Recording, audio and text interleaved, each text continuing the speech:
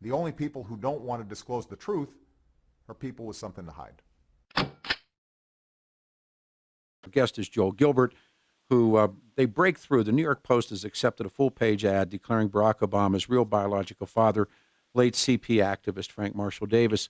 And we're talking about how they turned him down at USA Today, and yet they took a Larry Flynn ad offering $1 million for information on Romney in his What Is He Hiding ad. Now, what's fascinating is going through USA Today, and I was waiting for the end to talk to you. Finally, for the first time, they review the movie 2016, D'Souza's film. It is not. It's unbelievable. This guy Scott Bowles, Bowles, does the review. It has nothing about the text of the film or the context of the film. It just comes with talking about how much money it's made and how it compares to Michael Moore and how the Republicans think no one in Hollywood likes them and how the Republicans bemoan Hollywood. And that's all it is. It doesn't talk. Honest to God, it's 1, 2, 3, 4, 5, 6, 7, 8, 9, 10, 11, 12, 13, 15 paragraphs, not one mention of the context of the film. Do you believe that? I do believe it because the unbelievable has now become believable. Thank you. If you just look at what happened today, can you imagine in America, a country with some moral values, we have the two biggest institutions, the Washington Post and USA Today, rejected my full-page ad about my DVD, which is an investigative report on Obama's life story. They refused to take my money, but they accepted money from a nationally known #1 pornographer in the United States, Larry Flint, to promote $1 million for anyone to commit illegal activities. I want you to think about that. Which would be accessing private accounts. But think about this, and then think about all of this. And by the way, USA Today has staked out since this all begins that they call us birthers, they call us racist, they call us all this. This has been their editorial position. And now, when they get a chance to review D'Souza's film, it's like talking to Joe Klein. Joe Klein says he's got the #2 bestseller New York Times list. You know what? They've never reviewed his book. He's never been invited on a television show. They simply bank him out. And now this is the only thing they say about 2016. The rest of it is all about money and movies and screens and all this different stuff. They bring up Justin Bieber and the rest of the stuff, and they say the film's message that the Obama administration would run amok if reelected has found a larger audience than analysts expected. That's it in 16 paragraphs about 2016. And then this ad they bring in. What does that really, honest to God, tell you, Mr. Gilbert? What does it tell you? It tells you that the American media is corrupt and biased, and they do not serve their stated purpose is to be public trustees with responsibility to the public for accuracy and fairness. So it shows that they're completely useless and corrupt, and the people of the United States need to seek other sources to get information. And that's why I made the film, because no one would cover it, and they're trying not to cover the film. But guess what? It's #1 on Amazon for 3 weeks. Yeah, I mean, it's the same thing. It's the same thing that Klein talked about in Klein's book, The Amateur, and the book, The Communist, Frank Marshall Davis's book. They don't get invited anywhere. They don't exist. This guy's got the hottest book in the country, and it doesn't exist.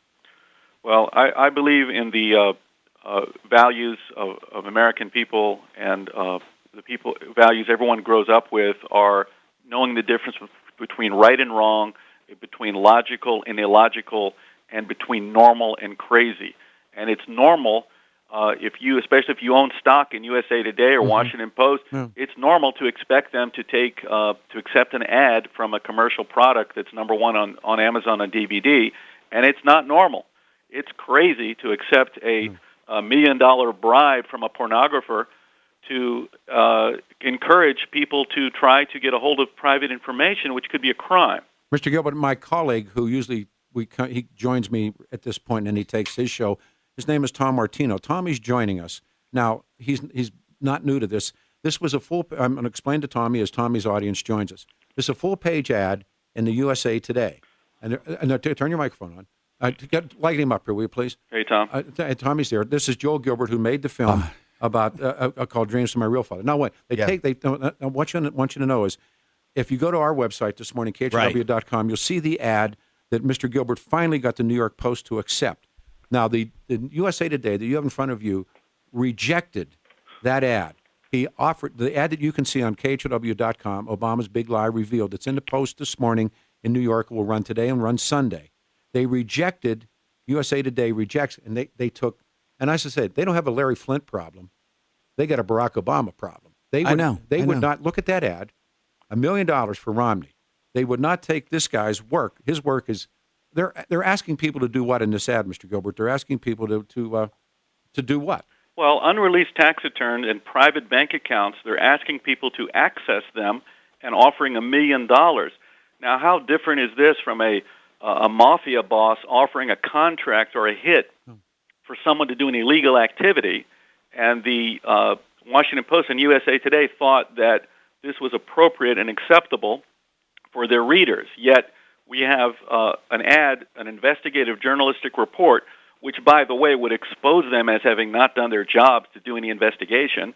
And they don't want to take the ad and take our money, and their shareholders are left with, number one, half the money they could have earned, and secondly, the public does not get to even know, at least their readers don't get to find out about this film. Look at this ad. Full page ad. But can we put an ad out about his college record? Well, here's what we're going to do. We're going to have this struggle is taking place in Denver right now over Federico Pena as a vulture capitalist, and tomorrow we're going to launch on that. I was told that the Denver Post told the guys who are doing this work that their ad they took the ad up $20,000 to put an ad in on Federico, and they don't have $20,000. They're coming in here tomorrow. We're going to talk about Federico and what he's done. He's the co-chairman of getting Barack Obama reelected. As you know, their thrust is that Mitt Romney is a vulture. Fine, but Federico Pena is a vulture too, and he's their boy. And so we're going to deal with that tomorrow. But for what purpose do you think that they threw this young guy? And Gilbert's work is the hottest. It's like it's such a hot film right now. Unbelievable. And they turned him back. And also, the USA Today reviews D'Souza's film, 2016, and it really is all about Hollywood and money. It doesn't say a damn thing. The only thing it says, the film's message, and this is like, you can see it. I'm holding it up to you. There's 18, 20 paragraphs there. I've yellowed everything out. It's all about how many screens it's playing on, how much money it's made. And then they talk about Justin Bieber, Never Say Never, his film, and the March of the Penguins, and Fahrenheit 9/11, and Left Behind, and all this stuff. The only thing they say is D'Souza's film, the film's message that Obama administration would run amok if reelected has found a larger audience than analysts expected. Short of that, nothing about the context of the film. Of course not. That's what's amazing. All right, let me ask Mr. Gilbert one more question. Has Fox News ever invited you on, sir? No, they have not, unfortunately. See, I'm telling you. And they won't. No. And see, that I mean, in this USA Today ad, where this guy, and like I said, we're going to be at this tomorrow to try and say, why won't the Denver Post take on the Federico Pena ad? Did you, by the way, I mean, tell Tommy, if you would, and tell the audience, if you could stay a few more minutes with us, what hoops you had to jump through to get the Post to finally take your ad? The Post was actually quite cooperative, but we took a different approach. Instead of speaking on the phone and going through the normal channels through their ad rep and simply doing what should be an easy thing, I'm sure it's no problem to book an ad through their ad rep. We actually decided to get the best shot. We're going to walk down and go to the New York Post, and we went into their offices, met the ad rep, and did it face-to-face, and shook hands, looked them in the eye, and they agreed to accept our money, and it was a done deal. So we decided to take a different approach, thinking we might have a different result, and luckily we did. So we have to applaud the New York Post for not showing bias, and let's hope that they don't try to pull the Sunday ad. It's going to be the same ad on Sunday, full page, and let's find out if what we did will last through Sunday. So I'll read you an email to both of you. It says, Peter, I don't think the public really understands how journalists are supposed to report. I think the general public needs to be educated and reminded on a regular basis that reporting is supposed to be unbiased, and if not mistaken, doesn't it cover all media?